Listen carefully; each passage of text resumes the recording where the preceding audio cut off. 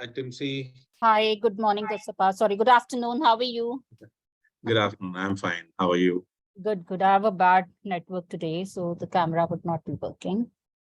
No Okay, problem. so I am going to make. Can I just test my audio a Yeah, little yeah, bit? yeah, you can. Yeah. So that was something that we couldn't do last time. So can I share my screen? Yeah, Give I'll me give you the the, access. 1 second, I'll give you the access. Shall I make you the host first of all and then do it? What do you say? yeah, no problem. That will be better. That's okay. So we have like 2 people waiting over here, Geetu and Renu. Okay. So you allowed them in? Yeah, I've given you the access. Like I've make you the host now. Okay. So you did the presentation part today? Yeah. Yesterday, in fact. Okay, so still in Kerala or like have you come back? No, I've come back. Okay. So have you given me the, okay, you've given it to me. All right, so let me just share my screen. So just tell me if it's visible, okay? Yeah, I can see here is a small game to think. Yeah, so can you just tell me if the audio is visible? Okay. I mean, audible. Is it audible? Not yet. No. Okay, no, wait. Okay, so when I'm sharing, sorry. So there is something more I need to do when I'm sharing. Share sound. Okay.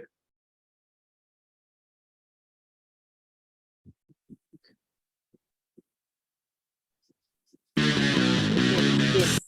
Now we can hear, right? Yes, I can hear that now. Okay, so I think it's perfect. And so 4 p.m. we have a class, level 1 class. Okay. I know. I'll wind it up before that. Not an issue. Yeah. Right. Okay, then all the best. I'll be leaving. You can enter people now. And please record the session, okay? It is getting recorded, right? Already? No, it's not yet because I've paused that out. Because we have to talk now, and you have to have to discuss a few things. You can see the recording tab at the bottom. No, 1 second. I am a little.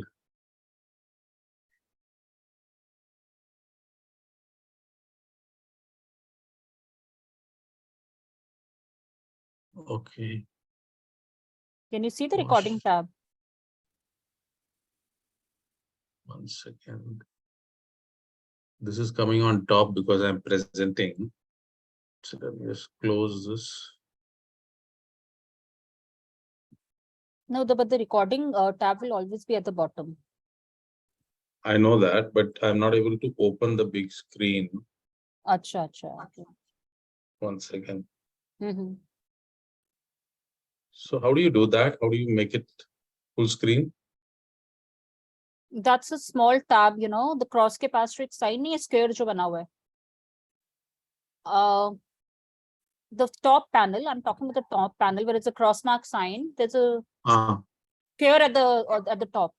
A minus sign hai for the minimize and the. Can you see that?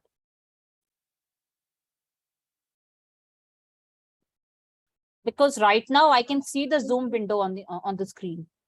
So what exactly do you want to like maximize? What do you exactly want to maximize? The screen, my screen. Can you see the cross tab? बिल्कुल corner पे, right top corner. Apps.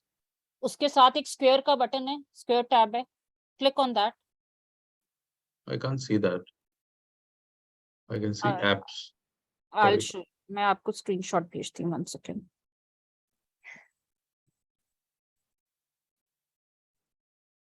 Yeah, 1 second. Dasappa, मैं आपको भेजती हूँ. Once again, I'll stop share and I'll share again. It will come. You can. Yes, come. Okay, I'll enter people now and I'll talk to them and then I'll share my screen. And please click the recording tab, right? Oh, 1 second.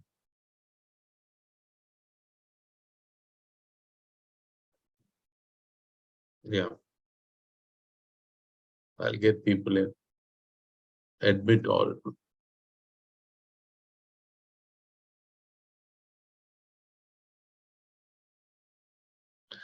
Good afternoon, everyone. I hope I'm audible to all of you. Yes, Dasappa, you are audible. Okay. Hello, So, Dasappa. hi, Renu. Yes, How are you? You? Well, बढ़िया. Right. So I think we need to quickly dive into the session because we have a hard stop at 3:57 is what Timsy told me. Yeah, we have a class. And hi, Binay. Nice to see all of you. Chetan, Geetu, and Hima's joined. Radhakrishnan has also joined. Hello, So Vinay. I think we'll straight. Hi, everyone. Hello. Yeah. Hi. Hi, Geetu. Hi. Great. So what we'll do is we'll straight get into the session because I think Jay has got another session at 4 o'clock. And last time, I think the part one of the session prolonged a little bit. Reno was there. That day it went, I think, almost 2 hours, which is not possible today. So I'll quickly get to this, the subject that we need to discuss. And it's all about time to think. And I'm sure that all of you have gone through the book and found it very interesting. The part one is extremely interesting. Part two is more about practicality and what it is. And I would urge each one of you to just, be with me on this. Since it's a little heavy subject, I would request all of you to interact and be more participative so that it will help all of us learn a lot more about it, right? So quickly, I'll just share my screen so that I have a small quick question, Dasappa, before we begin. Yeah. I probably have not, seen where you have shared. Have you shared the recording of the first session which you have conducted? I missed it. I can join. Timsy has shared it. It's what I'll YouTube. do is it's in the Abhyudaya group. But what I'll also do is I will be just sharing one part, the part one ka just synopsis initially so that all of us are on the same page. It's more of the elements that go into the thinking environment. And the part 2 and 3 is mostly into the practicality of how we can take it forward to our daily lives. And part 1 is extremely interesting. And once you know that, then it's more easier. So in my presentation today, I'll be sharing with you what part 1 is all about. So Binay, that will answer your question, right? Perfect. Thank you. All right. So here goes. So this was so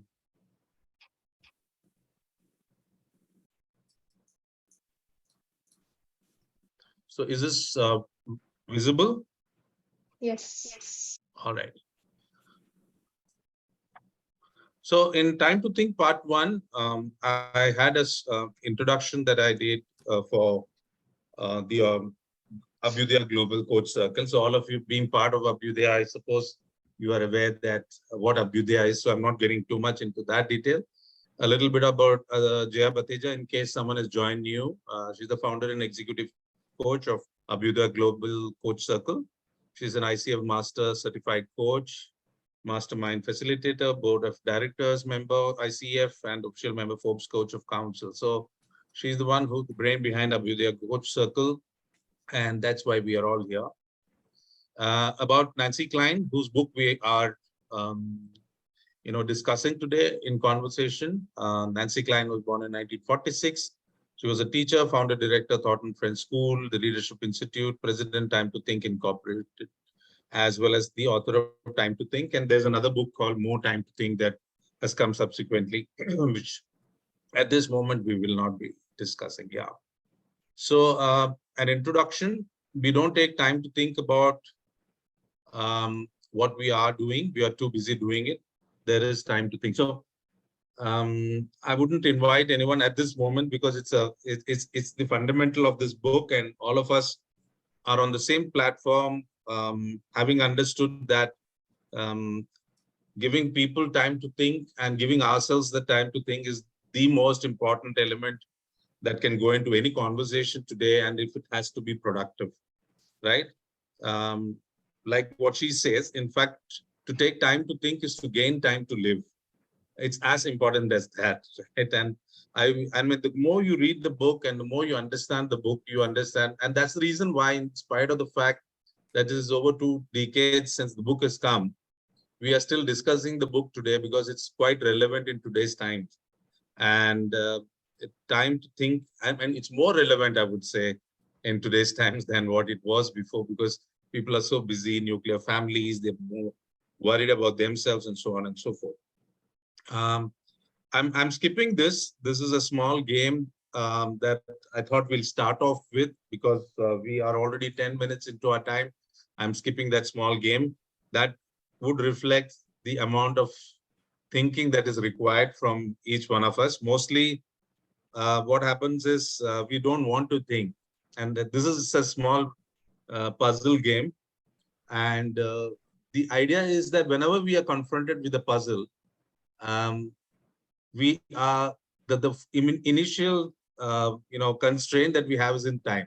How much time do I have to resolve this puzzle? And the shorter the duration of the time, the more the puzzle becomes difficult. I'm not sure if all of you have gone through this or experienced this, but the moment you hear a clock ticking and you have to solve something, the pressure increases. And even though you may know it, it's quite simple. It takes a long time for us to actually resolve it, and we may give up also because we are running ahead and against the time. So time is the most important factor here. The more time you give yourself and others, the more productive and easier it gets, right? So that's the whole idea of this game. This is for those of you who have missed the first part. There are 10 components to the time to think, or to create this thinking environment. And this is the crux of the book. This is the crux of what we will be discussing even today. Number one is attention. List, and what she describes it and the words, and I don't want to dilute it by using my own words because the words are important here. Listening with respect, interest, and fascination. So this cannot be taught, correct? You listen with respect. Of course, if someone speaking, you can be trained to listen with respect and interest. But she also adds the word fascination, which is the key word here. How many of us listen to people with fascination, despite what they are talking about? Fascination encompasses the whole spirit of how you need to pay attention. Incisive questions, removing assumptions that limit ideas. So not getting into detail, we will be talking more about it as we go over this session. Equality, treating each other as thinking peers, giving equal turns and attention. Appreciation, practicing a 5-to-1 ratio of appreciation. On criticism. Basically what it says is that if you are criticizing someone once, then 5 times you need to appreciate. I would say that it has to be 10:1 or even more than that. And you can't ascribe any numbers to this, but it only says that we need to start appreciating more than criticizing people. And when you look at the corporate thinking organization that we'll be talking about, it will be more relevant there. Ease, offering freedom from rush or urgency. And that's what I was talking about, the time. We give a time frame to do something. And if you have lesser time and there is a rush, then our productivity goes down. Encouragement, moving beyond competition, feelings, extremely important. Allowing sufficient emotional release to restore thinking. And whether it's the home front or whether it is your official corporate setup or it's your friend circle, when you want to discuss something and people get emotional, the normal tendency is to shut them out or, just to wipe it out completely, immediately, rather than allowing them to release it. And once they release, the fact remains that they are able to think better and come out with a better solution. Information, providing a full and accurate picture of reality. Place creating a physical environment that says back to people that you matter. That's why I hate boardrooms, right? You want to brainstorm in a boardroom. It's extremely difficult for everyone to be open because that environment sometimes doesn't actually tell me that I matter. It's all about a serious discussion happening. Diversity adding quality because of the differences between us. So each one of us on this call as well are different, and each one of us can add value, and respecting that, understanding that is the 10th component of time to think or creating the thinking environment. So I just leave the floor open before we move forward. If there is any confusion, any thoughts, any ideas, anything that each one of you can think about. And since we are on time to think, it's extremely important that we all start thinking. There are two reasons why I'm asking this question. One is to understand that we are all on the same page. You can all hear me properly. And also to bring about a little more conversation into this whole discussion. Yeah, Dasappa. So I would take fortune to this is something about the place, right? And when I was reading the book, the author gave two examples. One of a basement setup, right, which is kind of a dingy thing call, and second, a very plush office, very sophisticated office with the best of the things which could be.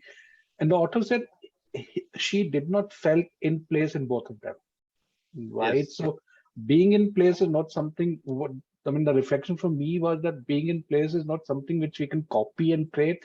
It has to be very contextualized for the audience we want it for, right? Or for the people who want it to. So that was a very, I would say, key takeaway from me. So I thought of sharing it here. Brilliant. I mean, absolutely right, Chetan, because we normally set a place where we are comfortable, but it is more to do with the others and how we present that to them, basically, as to the place tells them that they matter a lot. And we were discussing this last time also. Some of these outbound programs are done outbound because of this. But sometimes, yeah, you're right. It is important to understand what the group feels and they are able to be more comfortable with. You're absolutely right. Anyone else has any thoughts on this? All right, so we'll just move forward. Now, what we'll come to is basically, we start off with the thinking organization. And I just, see, as I told you, these are all matter that needs to be discussed and understood. I'm just putting some points there that I got from the book so that we can deliberate on it and discuss it. So they, it's about thinking organization, thinking partnerships, and how on a daily work life we can bring in the thinking environment. And that's the whole crux of the part 2 and 3 of the book. And the first part is about, of course, about the thinking organization. How can we bring the thinking environment into our organization? And why should we bring the thinking environment into organizations? So anybody has any thoughts on this? Of course, I have mentioned something here, but I think it will be effective if we can discuss this a little more in detail. Yeah, so just a quick thing, the second bullet point, the core of the team is the mind of each member. Okay. Yeah. So I understand the latter part about it's collaboration is a contributor, it's like a hive brain, which constitute and move together, especially in the business context, right? Mm-hmm. How do you see the definition or the meaning of the core of the team here is it the collective consciousness, or is a group of people, or is a leader? How do you reflect? So, you have a team. I mean, this is my understanding, and someone else can also add value to the question. How I understand it is predominantly that a team comes together for a particular cause, right? And whichever team that is, it can be a larger team or a smaller team. It can be the collective consciousness of the entire team, but the core remains that what they bring to the table, right? And how they bring things to the table. And the mind of each member has to open up during those meetings or gatherings or interaction, so that it only says that everyone is important. That's how I look at it, right? And the mind of each member, they are mentioning it because what is in the mind of each member has to be brought out on that particular relevant question that is being discussed, or maybe whatever is getting discussed. The mind of each member is important. If they don't speak their minds out, then we might be losing a very, very important piece of information that could perhaps add value to the organization, right? So if you look at the typical corporate structure, you have middle management, lower management. It can be cross-functional teams. It can be anything. But if they are coming together for a particular cause, the effectiveness of the team in delivering whatever has to be delivered for that particular cause is in the minds of each member, which has to come out. That's my understanding. Chetan or Renu, Gitu, anyone would like to add something? If you feel there is something we've missed out? Yeah, the another way I look at it is that a team needs to have the thinking of all the team members. It cannot be only of a lead or a few senior members. It needs to be inclusive so that everyone's thinking contributes to being that team what it is. Yes. You're right. Everyone is important. I think that's the key that we get from this particular statement, right? So the collective team that comes together is a collection of all the minds of the team members. That's the whole idea. And one important element in this is basically the team meetings, the meetings that go.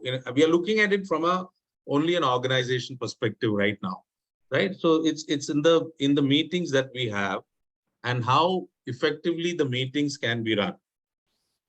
So before I move to the next slide, which talks about the meetings, I would like to ask, what are your thoughts on this? Whether it's Chetan or anyone else, what are your thoughts? How can a meeting be really effective, and how can it be made more productive? Yeah, so as we started with the pointers that you just showed in the previous slide, Dasappa, I think giving turns to everybody, and most important is starting with something positive. That would just set the tone of the meeting, and everyone is in that mode. Because if we just start with something negative happening and negative feedback or something like that in the beginning only, like the person who is chairing, so he gives the ye ho raha, ye galat ho raha and all that, so then it's over. So this is what I feel. The first thing is that it should start on a positive note, and also the same as if all the members should be given the turns to speak whatever is the agenda, and then at the end also it should be the same, and ideas that the members are putting, they should be welcomed, right? Yeah.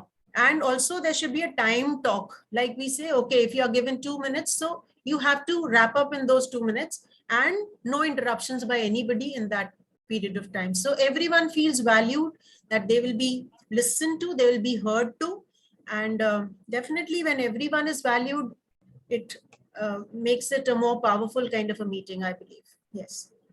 I think you've touched upon the core of what a meeting should be and how it should be, so that, the core of the team is in the minds of every member, comes out. The mind is opened up and the meetings are discussed. Any other thoughts from anyone else? Yeah, Rajat here. So, hi, Rajat. Sorry, I was late. There was some problem in my internet, but then good I joined. Yeah. From what I've seen from my experience is the agenda of the meeting should be set. So for what we are coming, and the time limit definitely, as Renuji has.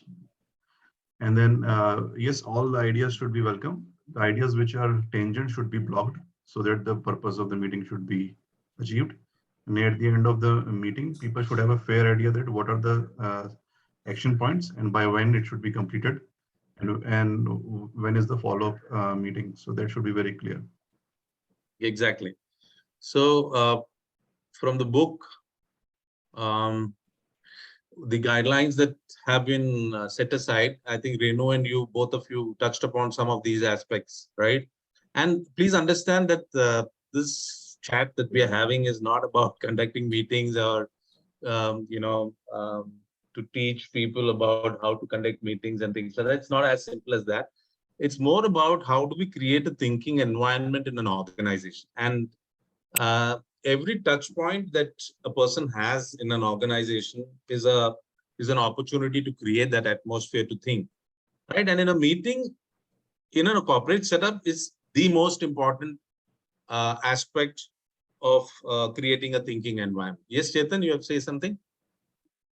Yeah, and when I was going through this chapter and now going through it, what I kind of also realized that so what it says that the purpose of meeting is to create an outcome and excitement, right, and engagement, right? And we see in the corporate, so many meetings are just for a status update, right? And they end of the meeting, you leave with a not so good feeling, right? Because what you did is not appreciated or the feedback is not given in the right. So I think one very key learning for me was that meetings have to be, the purpose of meeting has to create a very positive outcome, excitement. Otherwise, if it's just status update, do it over the email. Don't go for a meeting. Absolutely. Yeah. And one of the points that mentioned is give permission to tell the truth. I think many organizations, many aspects, these goes under the carpet. And people come out of meetings feeling that I have not spoken about what I wanted to speak. And that's the worst thing that can happen in an organization, because you come back feeling that, no, I was not heard. I had something very important to say, which if the organization took care, it would have made my life easier as a person, or for the organization to have benefited. But nobody paid heed to that because they didn't want to hear the truth. They only wanted to hear pleasantries. So these are small things, but extremely important for a thinking environment where you build that capacity in people to start sharing their thoughts. And one aspect I still remember is there is this thing called TDS. I don't know how many of you have heard it. Think, discuss, and share.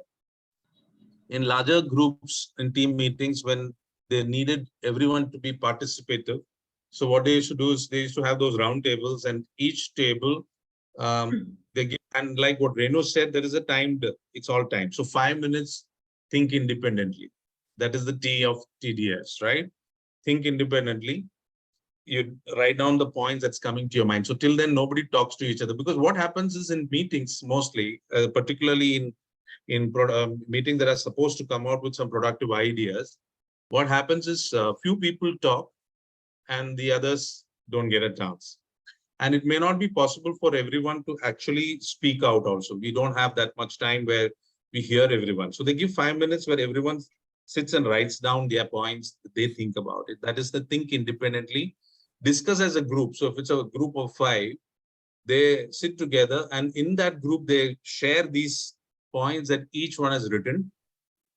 They list down which are the top 5 or 6 points that the group feels are important, and the group shares it. So you save time wherein we don't have each person talking about it, right? So it will be the group sharing the most important point. In that situation, what happens is each person is heard. He may not be talking to the larger group, but in the smaller group, I have to write my points and I have to share it within the group. So that's TDS is another way that meetings normally get highlighted, and where everyone is given a chance to think and share. So you're right. So end with a positive note, and start with a positive note is the key to this. The other one is, yeah, please. Sorry, if I may just add one more point. This is really good, and I think the point that you mentioned earlier is that it is good to have in corporate. What I'm also doing lateral referencing here is most of us, not all, most of us are with the level 1 coaching, which is the foundation coaching, right? But I believe I've done the STC, systemic team coaching with Abhidaya. I think this is far more important, because towards the end, it comes that how do you conduct and facilitate, because it's really, really important. So are you also taking some sessions for STC people or STC batch? No, I'm. You should, in my opinion, and that's my suggestion if you can speak to, because this is really good because people actually struggle. And I'm hearing that from Chetan and Rajat and you, this is really important. This is absolutely missing in today's corporate world. So really appreciate that we have really simplified this everything in one slide. Thank you so much. Thank you, Binay. Thank you for your words of encouragement. And yeah, we are all ready to share and, learn from each other. So that's the whole purpose of these kind of sessions, right? So that's regarding meetings, and I'm rushing here because I'm wary of the time. See, the reason I put this virtual meetings as a slide here is I'm really amazed that 20 years back, right? In the book, and if you have read the book, you will realize that she has written, and I will just quote what Nancy has written there. Virtual meetings, whether you love them or loathe them, will only proliferate.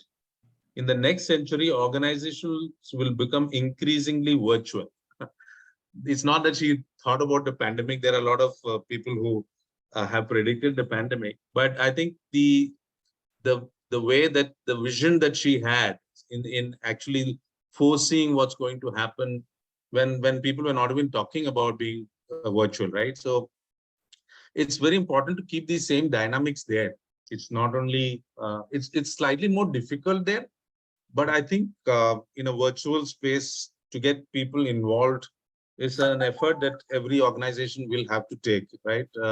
Because even there the dynamics of the relationship don't change.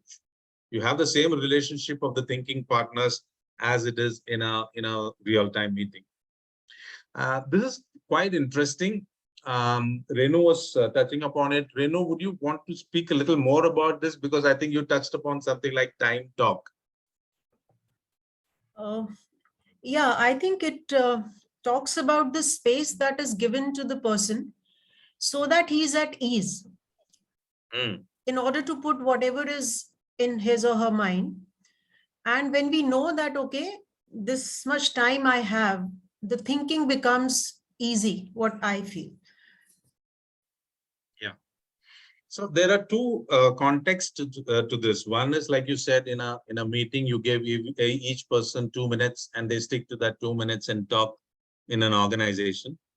When you extrapolate this into the real-time world, particularly in partnerships, I would say, and I was just reading a little more about it, but I don't know how practical it is, but she's talking about fights, right? When two people are having an argument,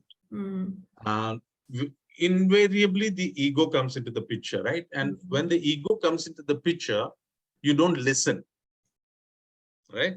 So that's the learning I had from this entire chapter on time talk, because you don't listen when your ego comes into the picture. And it's very difficult for us to control ourselves, because when the other person is arguing about his or her point, we are thinking about what to say next. Yeah. And then the moment there is a pause, when the other person, is talking and takes a breath, you just slide in with something totally different, or, completely, which creates more, arguments and stuff like that. So she says that it's not only during arguments, but to avoid fights and arguments, time talk sometimes helps. And I feel that it really helps when people are more very, very, passionate about what they want to speak. I would say that. Yeah. Because in time talk, what they're saying, and to some of you who may not have read the book, it says that when you're having an argument with someone, you just decide saying that, okay, we take 3 minutes each to talk about whatever you want to talk. And in that 3 minutes or 2 minutes, you decide on the time. The other person does not interrupt. No way can you interrupt. And if you finish your point within 3 minutes, that's taking a little too far, but still it's good to know that you can carry over your time to whenever you want to speak later. But I find it very interesting, because many a times I have seen, and I have been also part of arguments where the fear is that I don't get time to speak. I will not be able to get time to talk about what I want to talk. That's the biggest fear in any argument. But the moment you put a time to it, saying that, okay, here's the deal. I know we are having an argument. So let's take 3 minutes each to talk about whatever you want to speak. And then let's come to a conclusion. And invariably, towards the end of that, 3 minutes, 3 minutes, 3 minutes, 3 minutes, maybe it takes half an hour, you realize that you were arguing over nothing.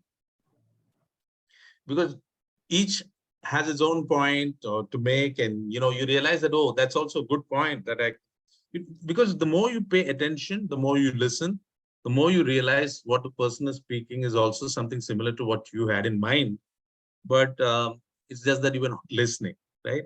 So this is a very interesting one. Some of you may want to take it over. I have definitely taken it to my space where, I don't say that we have 3 minutes each, but when I listen completely and when the person finishes speaking, I say, you spoke for 2 minutes, now listen to me for 2 minutes. That rhythm breaks actually. Yeah. What I feel, you are in that zone and then that rhythm breaks and then you are now at, okay, listening to the other person. So this is how that breaking helps. Ki aap chalte hi nahi ja rahe ho, right? Just going on and on and on.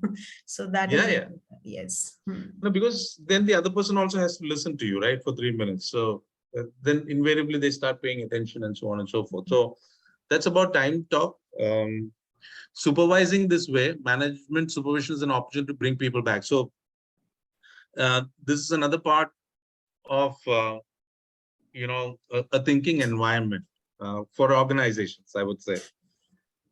And it's so entrenched in our society, in our organizations that, the hierarchy is extremely important, right? So invariably, the people below in the rung of hierarchy don't open their mouth unless, they fear that they will not be heard. So they just bottle it up. And this is for supervisors to understand that it's extremely important for you to pay attention to what people down the line are speaking as well. And you need to listen as well. So I found it very interesting because it's extremely important to be genuine here, right? As a supervisor, it's extremely important to be genuine. It's not like, okay, now I need to listen. So in the book, and I know many leaders and managers who have gone through a lot of leadership training programs, who have been taught that, okay, they need to listen. But if you go back to paying attention, as Nancy talks about it, it's all about fascination. It's about interest. It's about genuinity, right? That fascination, respect, and interest will come only if you are really genuine about wanting to listen. It doesn't get taught in a leadership, program. So try to be as genuine as possible, and that's how we can make an impact as far as supervision is concerned. Yeah, so I think I loved Binay's post, which says key performance indicators. I think that makes it here relevant. Keep people inspired, keep people engaged, right? So that is what leadership is all about. So I thought that is. Renu, you need to, Renu, you need to help me because since I'm presenting this, I'm not able to see the chat. So if there's something really interesting, please share it so that everyone can listen. And this was put by Binay today, I think, or I think day before. So I just thought of adding on to please. this. Yeah, all right. So could you just repeat what you said? Yeah, as we say, key performance indicators, right? So that stands KPI, no? Yeah. Yeah, Binay has already shared. That's great. So it says keep people engaged, keep people inspired, right? So acronym remains the same, but it makes a different meaning. Yeah. It's the same acronym with a different meaning. Yeah. Really amazing it was. Yes. Nice. Thanks, Binay. Thank you so much for sharing. You're welcome. And I think the challenge, I will say, I don't want to play devil's advocate, but I think I'm 120% aligned with Dasappa and especially with Nancy, the way she's written. The challenge happens, which is an extension to Chetan's previous point or previous point. If you're having like a monthly BU or you're like monthly business unit review, like every month all CLers meet, this kind of setup of 90 minutes, which never happens, is always 60 minutes, and you give 5 minutes each to speak, and there are 6 or 7 vice president or division heads, nothing goes out. So saal mein ek baar kabhi you go to offsite or you do something and then you that exercise, people are really engaged, energized for that particular 1 week, right? It's just like a COVID booster shot is only valid for 6 months, and then again you have to take it out, right? So I think I completely align with this thought. This has to be inculcated in the DNA, as you mentioned. The fascination should be there, not because, as you very rightly attributed, it is not leadership training. It is something that genuinely, passionately you are trying to listen. So I think that's one of the challenges that is there. Yeah, Binay, I would absolutely add right. here, I think, sorry, Binay, it's not only about your organization like yours, but I think in every organization, it needs to be there, right? It has to happen. Only then we can really think about thinking environment. Otherwise, Agreed. no point. Yeah. That's the reason why I share this thought with a lot of the HR leadership, right? I know how it's in the last session we talked about how HR and the management, the sales, and everyone has to come aligned on certain things. But the culture, sometimes we have to put our foot down. Like what Renu said, it has to be. Is something that I think even if you ask an HR person or if you ask the leader, they all will agree that it has to be. It's not something that people don't realize. But somewhere down the way, and that's an important point, because in the book, it's mentioned that we believe that if we give people unnecessarily more time to discuss, then there will be the meetings will go never ending. Correct? It may happen so in the first time, but once it becomes a culture, people will realize that, where we are heading, and that mutual respect will always be there. And actually the productivity that we gain is much higher than the time that we feel that is lost, right? So that's where this comes from. And it's a very important point. So thanks, Renu and Vinay. Now we'll go quickly to change. And during and after the pandemic, I think this is one of the most important things that people are talking about, and how you have a situation where and change is a constant, right? And it's always going to be there. And how you deal with the change as a supervisor, as a leader, as a person having to go through that change. So in concise, what it was talking about is giving the correct information, right? So I remember I was part of this organization where we had to cut down some branches, right? So in this organization, they were going through the situation that what is talked about here. I was told that when you have to communicate this, you have to give correct information. So there were people who were beating around the bush, trying to say that, hey, you're losing your job, this office is getting closed, and something of that sort, indirectly communicating. But the organization took a principled stand that you'll have to go and communicate straight to everyone that this is what is going to happen, giving the correct information. I respect that organization for that, because there were backlashes that happened, but people respected the fact that they were very transparent in talking about what the changes and what is the impact that is going to have. And they gave them the opportunity to actually speak. In fact, in one office, there was a union that was formed, and they started shouting slogans when I was talking about this chain that the branch is going to get closed down. But we just stood our ground there. But after a while, they all calmed down, because they knew that I'm there to face them, right? And that was the kind of, and we were ready to listen. They spoke for hours. We listened to them, and then we came out with some ideas, and there was a mutually agreed kind of a solution that we found. So basically, it's all about listening and appreciating the good work. I'll just show you a small video, if you allow me. It's a 3-minute video. Sure. Of Simon Sinek. Yeah, someone has a point? No, sure. I mean, sir, please go ahead. Yeah, so this is Simon Sinek talking about embracing change. So I thought it's very relevant here, and I thought it would help us if we could all just have a look at that.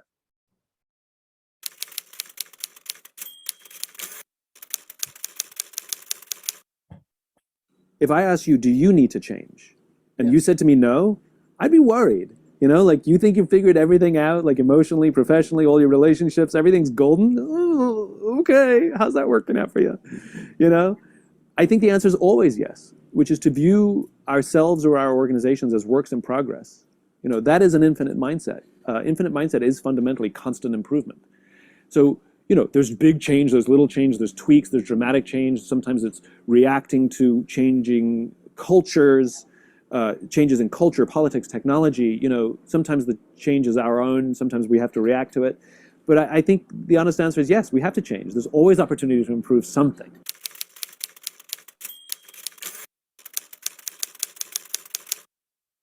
So there's this notion in businesses that people fear change, which is just fundamentally not true.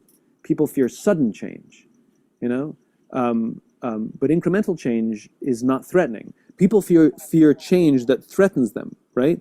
And very often the way we change manage is we do lots of PowerPoint presentations about what's coming and don't worry, and we have all these things, and we treat it very rationally, and what we're ignoring is the emotional response. Now, there are some people who love change. It's an infinite-minded thing to embrace uncertainty, to see opportunity in surprise. For some people, especially people who have gotten good at doing something for 10 years, 20 years, that all of a sudden you say you're going to change it, they fear, again, there's that emotional word, they fear that they won't know how to, or it will set them back. And so no number of rational assurances will help them get over that. At some point, we have to just let them go through the process. The law of diffusion is a theory that was proposed in the 50s or 60s by Emmett Rogers. And basically all populations shift across the standard deviation, the old bell curve. If you have high performers, you have low performers, et cetera, stuff like that. And what the law of diffusion tells us is that the first 2.5% of your population are your innovators. This is your big idea people. Elon Musk, Steve Jobs, right? Then you have 13.5% of your population that are your early adopters. These are the people who are willing to pay a premium, suffer an inconvenience, extend extra energy to be a part of something that reflects their own beliefs. Stand in line to see Star Wars a week before it comes out, even though you can just wait 2 or 3 weeks and buy a ticket and go in. For them, it's worth it, right? And then you have your early and late majority, who are more cynical, more practical. What's in it for me? What guarantee am I going to have? What happens if it goes wrong? Will I get my money back? Like that kind of stuff, You ever seen the YouTube video of the guy dancing solo, and then the early adopters come, and then next everyone's coming, and that's a movement, right? That's a great example of how it works. Now amplify that to an organization. The innovator is the person who came up with the idea, the person who first started dancing, and other people said, "You're an idiot," right? But a small group said, but it's fun. We'll give it a try. And then before you know it, it's a perfect example of how law of diffusions work and how tipping points work. When we try to affect change inside an organization, we obviously want to affect the bell. We want to affect the majority of the company. But that's not how change happens. Because the majority will not try something until someone has tried it first. They're risk intolerant. And so what you actually want to do is aim for the early adopters. You aim for the people who go, all right, it's not perfect, we'll give it a try. And if you can get about 15 to 18% market penetration, it just tips. Again, because someone else has tried it. It's happened.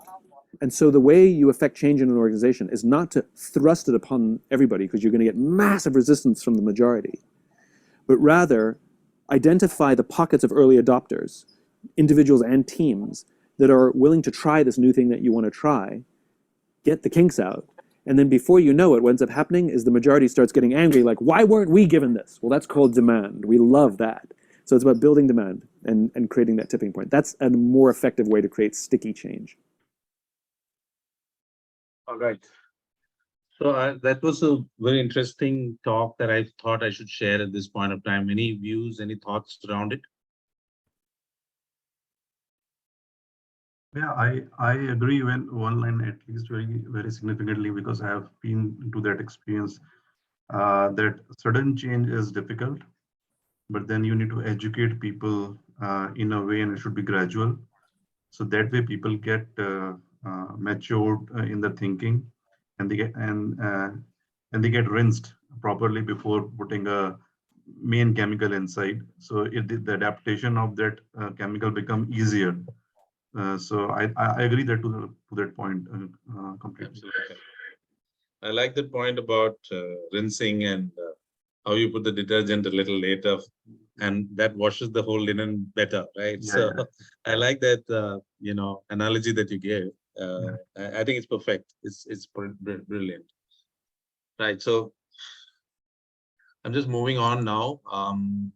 So one thing, this is something that came separately in the book, but I just put it together because both in effect have to play a similar role or a kind of a similar role, leaders and executive coaches. The two most important things that stand out for them to be effective is the quality of their attention, and become known for your incisive questions. So we can debate this in case somebody wants to say, what is the similarity between these two? Why leaders and executive coaches have to have a similar form of behavior while managing the team, of paying attention and incisive questions? Does that happen in leadership as well? Yeah. Yeah. Go ahead, Anuj, go ahead. नहीं आप बताइए रजत please Yeah. So I think leaders is very overused jargon these days. Basically, public who are measuring their managers. So I still feel 90% of people are managers, and people who have vision, they are leaders. Okay, because and they can persuade people of their vision. That means they are leaders. And then people who can persuade someone to follow their vision, they have a keen sense of attention to even understand these insecurities of people who will follow him or her. Okay, so in that case, they are so selfish in their vision that they themselves, to achieve their vision, they are keen in understanding and they pay full attention to it to make their vision successful. Okay. Yes. Yeah. Okay. Then once they get the attention, and how they get persuasion is asking a very sensitive question which hits the belt, below the belt. Yeah. And then it triggers the idea to the person, yeah, this is it what I want. So they are not just asking, they are well aware people. They understand where they are sitting. They are aware where they are sitting on. They are aware of their environment and who are they speaking with. And their question changes based on who they are facing. So I've been through this journey, and I think I understand what who leaders are and who are the managers. You're absolutely right, Rajat, because see, the incisive questions need to be asked in both occasions. There are two situations that can happen. One is when somebody is talking something which is not exactly relevant to the point that is getting discussed, or when somebody is adding value but is not able to articulate it properly. So the incisive questions make both the people think deeper, the environment of thinking, and more valued, because if I'm not saying something relevant, it doesn't, I don't feel less valued at that particular point of time or brushed aside. But the incisive questions will make me think that, okay, this was perhaps not relevant.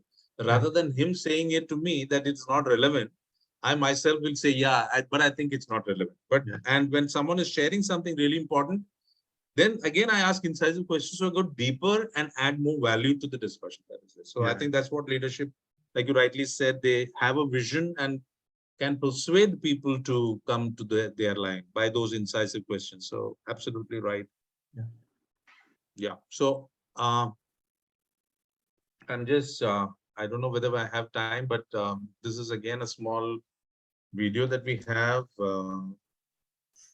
The Navy SEALs are one of the highest performing organizations on the planet.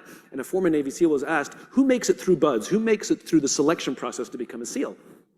And he said, I can't tell you who gets through, who makes it, but I can tell you the kind of people who don't make it. He said the star college athletes that never have been really tested to the core of their being, none of them make it through. He said the preening leaders who like to delegate everything, none of them make it through. He said the big tough guys that come in with huge muscles covered in tattoos and want to prove to everyone how tough they are, none of them make it through. He said some of the guys that make it through are skinny and scrawny. He said some of the guys who make it through, you will see them shivering out of fear. He said, but every single one of them who makes it through, when they're emotionally exhausted, when they're physically exhausted, some way, somehow, they're able to dig down deep inside themselves to find the energy to help the person next to them. Service. Service. Giving to another, having their back, is what makes the highest performing teams in the world. Not their strength and not their intelligence. It's their willingness to be there for each other. I found that very interesting because ultimately it's all about treating everyone with respect and having each other's back, as Simon talks about, is extremely important in an organization. And when you look at thinking environment, it's nothing but that, right? Having each other's back and being there as a support for each other and respecting each other, valuing each other, paying attention to each other, creating an atmosphere for each other. So that's how, once an organization is able to build that, I think we are more or less there. Any thoughts on this? Yeah, I have. So I have read and I have, and I also try to speak in my organization in the meetings that when they talk about giving perks and incentive to the organization, then I say the best incentive you can give to any team member is a good team member. So that I'm working what I'm supposed to do and he's working what he's supposed to do. And then if I am stuck, somebody can pitch in. So rather than money and rather than big bonuses, I would love to have a good team member. Yeah. So I think it's important, and you rightly said, I mean, the biggest perk that you can give a good employee is another good employee. Yeah. Very nicely put, Rajat. I think it's and then you multiply that and the organizations, you have everyone. Yeah. So right now what I'm doing is I'm going to take a hard stop here because there is a little bit more about the book that talking about partnerships. It's talking about how to ask those incisive questions and things like that. But 45-50 minutes is, I think, too less. What I will do is we can have another discussion perhaps another time on that, because I realize that as we discuss and we have interesting participants in conversation like all of you, it's extremely important for us to actually have a little more time. So the partnership is about the family or the anything other apart from the organization. And you also talk about, she's talking about health, how thinking environment can be created in health. It's very interesting. In schools, politics, love relationships, extremely important. I think we can have a conversation around that later, because I was asked to close this at 3:57 because they have another meeting at 4. And if I get into that discussion right now, I think then I will have to hurry into it, which won't do justice to either each one of your time or what we are discussing here. But we have enough time to have some concluding remarks from everyone. So if we can add value to each other in conversation, I think it will be much more beneficial. Spending that 3 minutes more on that will really help.